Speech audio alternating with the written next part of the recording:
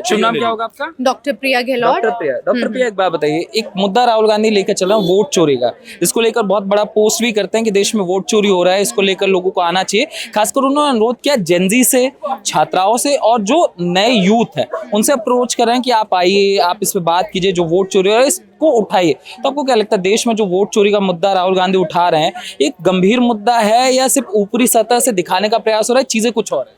देखिए, वोट चोरी जो मुद्दा है, अगर उनके संगन में आया है, अगर उन्होंने ये देखा है तो सबसे पहले वो दिखाएं ना उनको, उनके जो तथ्य हैं, उन्होंने जो फैक्ट्स लेकर आए हैं पहले वो बताएं। और इतना ही अगर उनको लगता है कि ये बहुत ज्यादा सेंसिटिव मैटर है तो जाते क्यों नहीं है सुप्रीम कोर्ट में? इस मैटर के लिए जेनजीओ को क्यों सबसे ज्यादा उकसा रहे हैं वो, ये बताइए। कोर्ट ने ये भी कहा था कि आप ये बता रहे हैं, आप ऐसा हाँ। करिए कि एफिडेविट दे दीजिए और उसके बाद हम जांच कर लेंगे।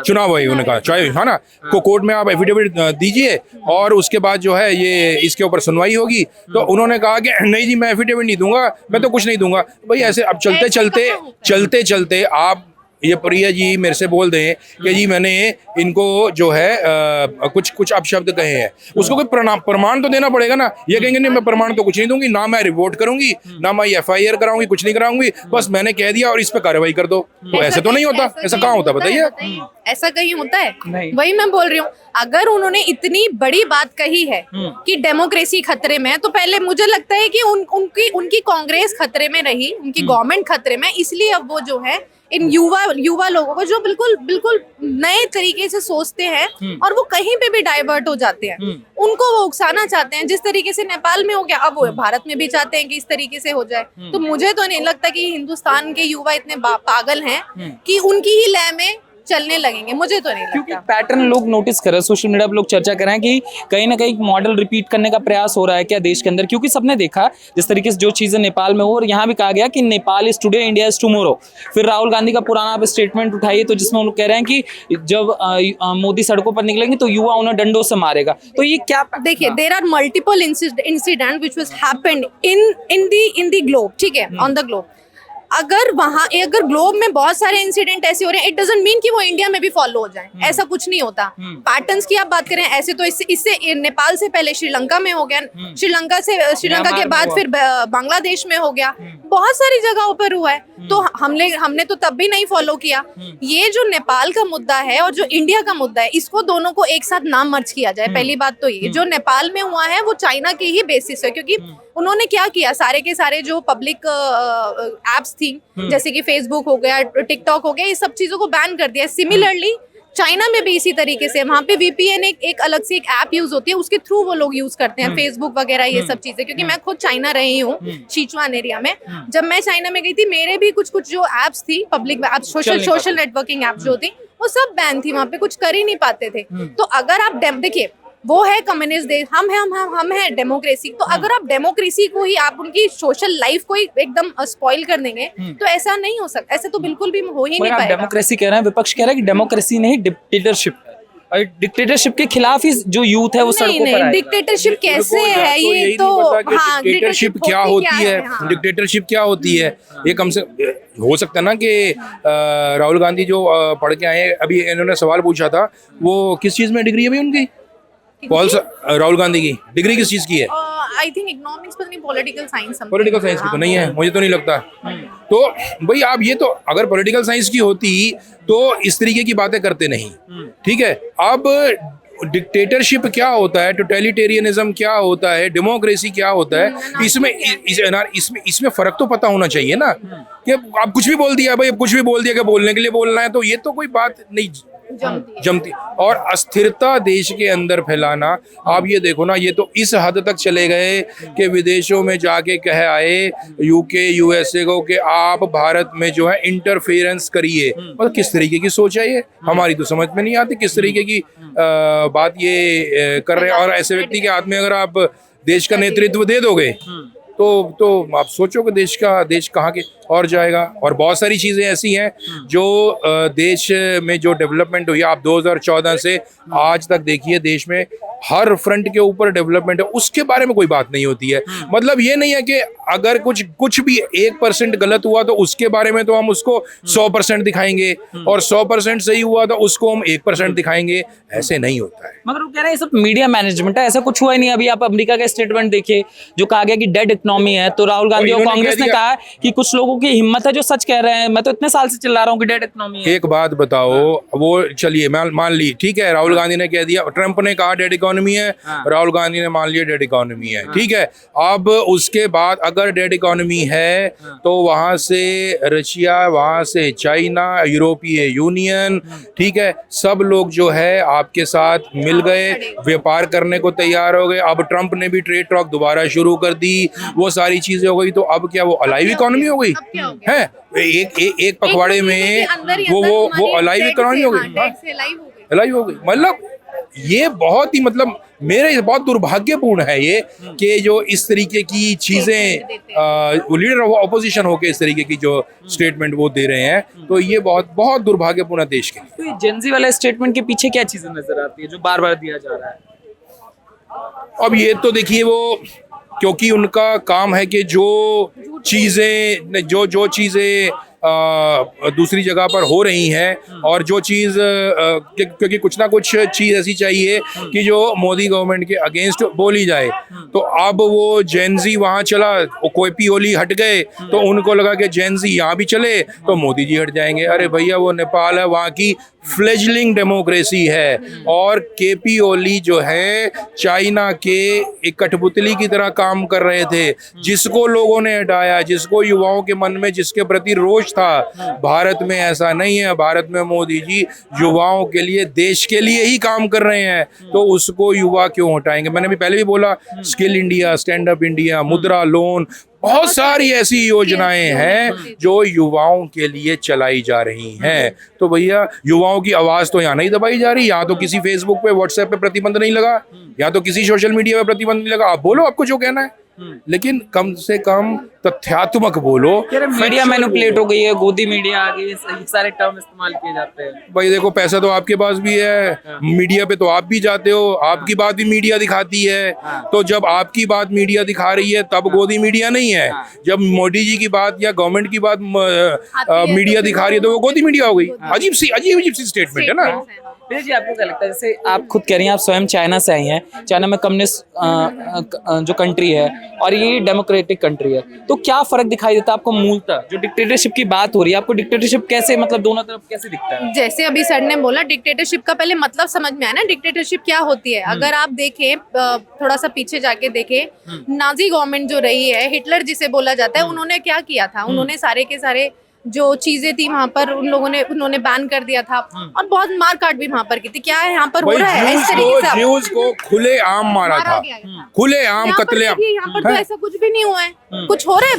भाई डेमोक्रेसी है, तभी तो हम लोग, आप और मैं ऐसे खुलेआम तरीके से बातें करें। बीइंग अ गर्ल, मैं भी अब आराम से घूम रही हूँ, तो कहाँ से मतलब ये डेमोक्रेसी को खतरा हो गया, या फिर डेमोक्रेसी? कहते हैं देश में जब से नरेंद्र मोदी आया है तब से एक धार्मिक जो संवाद हुआ करता था, लोगों के बीच रुझा जाता था, वो खत्म हो गया। धार्मिक जो विमस्ता है वो बढ़ी है, लोगों के बीच जो है हिंदू मुस्लिम वाली भावनाएं बढ़ी हैं, ये चीजें बढ़ गई, तभी तो उनको मोहब्बत की दुकान लेकर निकलना पड़ा। नहीं, ऐसा मुझे बिल्कुल नहीं लगता है। हाँ, इसमें ये क्या होता ये तो है, कुछ भी, ठीक है, वो मोहब्बत की दुकान लेके निकलो, मोहब्बत का बाजार लेके निकलो, वो कोई बात नहीं है, ठीक है। आप एक चीज, बड़ी सीधी बात है, देश में हिंदू मेजॉरिटी में है, अल्पसंख्यकों का पूरा सम्मान है, लेकिन ऐसा नहीं होना चाहिए कि अल्पसंख्यक जो भी करें वो ठीक है, अगर बहुसंख्यक कुछ भी करें वो गलत है। तो अगर उसको सही किया जा रहा है, आप ये बता दीजिए ना कि मोदी गवर्नमेंट ने कहाँ पे, एक एग्जाम्पल भी दे दीजिए कि किसी अल्पसंख्यक के अगेंस्ट जाके कोई काम किया हो, कोई फतवा निकाल दिया हो, राष्ट्रपति ने कोई ऑर्डिनेंस निकाल दिया हो, मैं राष्ट्रपति ने कोई राष्ट्रपति ने कोई ऑर्डिनेंस निकाल दिया हो, कोई ऐसा बिल बन गया हो। हमने तो अच्छे ही काम किए हैं, ट्रिपल तलाक खत्म किया, ठीक है, तो हमने तो अच्छे ही काम किए हैं। तो इसमें बताओ क्या दिक्कत हो गई? भाई हिंदू को ये, अगर ये एहसास दिलाना कि इन सब चीजों से थोड़ा परे, क्योंकि पुराना मुद्दा, मैं अभी ये जानना चाह रहा हूँ कि वोट चोरी का, हाँ, तो हम, मेरा कहने का मतलब ये है कि हम तो पूरे भारत में मोहब्बत फैला रहे हैं। अच्छा, मैं बस इतना जानना चाह रहा हूँ, ये जो वोट चोरी वाला मामला बिहार इलेक्शन में लेकर बुनाने का प्रयास कर रहे हैं राहुल गांधी, क्या लगता है ये चीजें कारगर होगी या विफलता की तरफ जाएगी? आप देख लीजिए राहुल गांधी ने एक मुद्दा नहीं कई मुद्दे उठा दिए।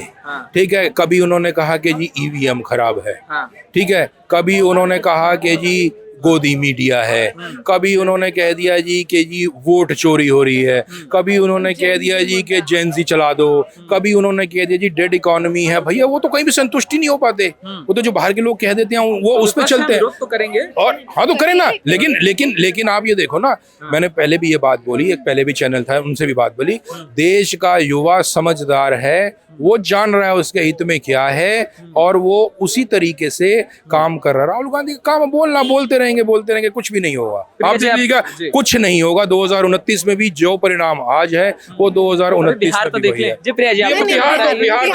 आप वो तो जीते हुए हैं, नवंबर में हम फिर मिल लेंगे आपसे और तब बात कर लेंगे, कोई ऐसी बात नहीं, मिलते रहे। जी प्रिया जी, आपका क्या पॉइंट ऑफ व्यू इसको लेकर? बिहार इलेक्शन की मैं बात करूं, वहां पे बीजेपी गवर्नमेंट अब आएगी, ठीक है, और वो कैसे आएगी? वो वोट चोरी के बेसिस से तो बिल्कुल नहीं आएगी, जो भी ये बोल रहे हैं। जैसे हमने पहले भी अभी न्यूज चैनल्स में बोला, सर ने भी बोला, मैंने भी बोला, और भी बहुत सारी जगह बोला जाता है कि एआई के थ्रू उन्होंने सिर्फ मैनिपुलेशन करने की कोशिश की है। अगर इतने ही ठोस तथ्य थे, अगर फैक्ट्स बहुत ही ज्यादा एकदम अच्छे फैक्ट्स हैं, तो जाते क्यों नहीं है सुप्रीम कोर्ट में? जाएं, सुप्रीम कोर्ट का दरवाजा खटखटाएं। है ना, संविधान सब डेमोक्रेसी तो यही है ना। उनको किसने रोका? बस मैं ये जानना चाहती हूँ, राहुल गांधी जी को किसने रोका है सुप्रीम कोर्ट ना जाने के लिए? फैक्ट्स हैं तो आप तथ्य लेके जाइए, अपील करिए। अपील युवा है ना, देश के युवा भी तो बचाएंगे। युवा क्यों करेगा? युवा ने ठेका लिया। आप अगर स्टेटमेंट आपने एलओपी आप है, आप एलओपी है तो आप जाइए ना भाई। युवाओं को या तो आप अच्छे से बताइए कि किस तरीके से ना नेपो किड के खिलाफ युवा निकला ना, तो यहाँ भी लोकतंत्र। नेपाल और हिंदुस्तान को कंपेयर करना ही बेकार है। हर लहजे से, सोशो इकोनॉमिक पॉलिटिकल, ठीक है, इनफैक्ट हर लहजे से, कल्चरल एस्पेक्ट्स पे भी अब अगर आप देखें तो हर लहजे से कंपेयर करना हिंदुस्तान के साथ नेपाल को बहुत ही ज्यादा गलत होगा। और ये बोलना कि यहाँ पे डेमोक्रेसी नहीं है, नेपो क्या कहते हैं, नेपो किड वाला एक, और ये जेनजी वर्ड जो है ये निकाल के लेके आ रहे हैं, ये मुझे नहीं लगता कि यहाँ पे ये कारगर होगा। नेपो किड वाला तो काम किया, तभी तो मोदी जी आ गए, सारे किड चले गए। ये जो बोल रहे हैं ना कि अब यहाँ पर सबसे ज्यादा ये इनको जेनजी को यहाँ पे रेवोल्यूशन करना चाहिए, इस तरीके से प्रोटेस्ट करना चाहिए, मुझे नहीं लगता नहीं होगा। ये इस तरीके की चीजें नहीं होने वाली, क्योंकि मगर एसआईआर का जिस तरीके से विरोध हो रहा है, एसआईआर के बारे में आपने भी देखा होगा, इसका विरोध क्यों होना? जब ये चीजें वोट चोरी को रोकती हैं, जैसे डबल वोटिंग की जो चीजें, वो तो चुनाव आयोग ने भी माना है कि डबल चीजें हो जाती है, डबल वोटर का आईडी कार्ड हो जाता है, तो अगर एसआईआर हो रहा है तो उसमें भी विरोध है। जैसा भी सर ने बोला कि वोटर लिस्ट जो है अगर रिवाइज हो रही है, तो ये तो आपका क्या कहते हैं, इलेक्शन कमीशन का काम है ना ये। इसमें गवर्नमेंट का कहाँ से काम आ गया? देखिए, एक गवर्निंग बॉडी हमारी सुप्रीम कोर्ट हो गई, एक गवर्निंग बॉडी हमारी इलेक्शन कमीशन हो गई, तो इसमें मोदी को क्यों ये लोग चिल्लाते रहते हैं? अपोजिशन पार्टी मुसलमानों को बांग्लादेशी बना के उनका वोटिंग काटा जा रहा है, पाकिस्तानी देखिए क्या बांग्लादेश से इमिग्रेशन नहीं होता है? लार्ज स्केल पे होता है।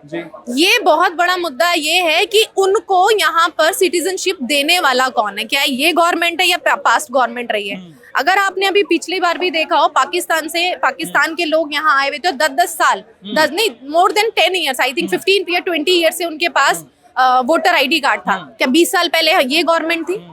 कांग्रेस गवर्नमेंट थी ना। कश्मीर में युवा मिला था, उसके पास तो डोमिसाइल सर्टिफिकेट भी था, वो पाकिस्तानी एग्जैक्टली वही मैं वोट भी दिया था पिछले 20-25 साल से 20-25 साल से लोग जो यहाँ पे रह रहे हैं, इस बात को उन्होंने आज तक क्यों नहीं उठाया? आज तक उन्होंने इन मुद्दों को क्यों नहीं उठाया? जैसे ही ये कुछ नई बातें आ जाती हैं, जेनजी मुद्दा आ जाता है, कुछ आ जाता है, ये मतलब मुझे ऐसा लगता है old wine in a new bottle वाला कॉन्सेप्ट ये लेकर आना चाह रहे हैं कि बस पिछली बातों को बस लेकर कुछ ना कुछ, ये कुछ अच्छी बातें बोले ना, कुछ गवर्नमेंट को न्यू पॉलिसीज बताएं। अगर आप लीडर ऑफ ऑपोजिशन हो तो कुछ नई चीजें बताओ ना गवर्नमेंट को। भड़काऊ जो आपको लोकतांत्रिक अधिकार मिला वोट देने का, वो आपसे छीन लिया जाएगा, तो कैसे आप लोकतांत्रिक? भाई कैसे छीन लिया जाएगा? अभी ये खुद जो गवर्नमेंट को नहीं, कांग्रेस जो आई वो कैसे आई? क्या बीजेपी ने उनसे छीना था? एसआईआर नहीं हुआ था ना, अब एसआईआर जो बीजेपी आई भाई। अगर एसआईआर हो रहा है, रिवीजन अगर हो रहा है किसी चीज में, देखिए हर चीज में जो है, हर चीज रिवाइज होती है, अपडेट होती है, ठीक है। चाहे आज अगर डिजिटल भी बात करें तो कोई भी डिवाइस है उसमें सॉफ्टवेयर भी अपडेट होता है या नहीं होता है? होता है। तो अगर वोटर लिस्ट अपडेट हो रही है तो प्रॉब्लम क्या होगी?